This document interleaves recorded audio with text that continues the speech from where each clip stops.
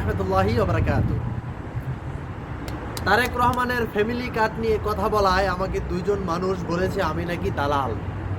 এই যে দুইজন মানুষ, আরো কিছু কিছু মানুষ আছে তারা আমাকে দালাল মনে করে বা দালাল বলে। এই ফ্যামিলি কার্ডের কথা বলায় আমি দালাল হয়ে গেছি। কোনো আফসোস নাই, সত্য কথা বলছি। আমি পক্ষেও বলি নাই, বিপক্ষে বলি নাই। আমি শুধু বলেছিলাম যে নির্বাচনের সময় মানুষ তাদের একটা প্রতিশ্রুতি দেয় জনগণকে, আমরা এটা দেব সেটা দেব। ফ্যামিলি কার্ড তো খারাপ কোনো জিনিস না।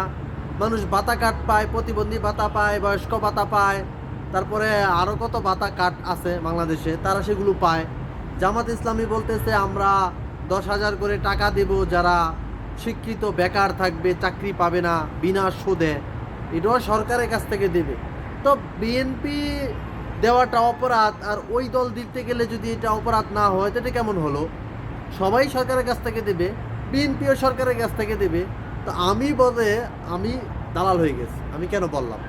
আমি তো দুজনের কথাই বলছি, আমি শুধু বিএনপির কথা বলি নাই, আমি জামাতের কথাও বলছি। যে জামাত বলেছে যে তারা ক্ষমতায় গেলে তারা বেকারদেরকে, যারা শিক্ষিত বেকার তাদেরকে মাসে 10,000 করে দিবে আপাতত চলার জন্য।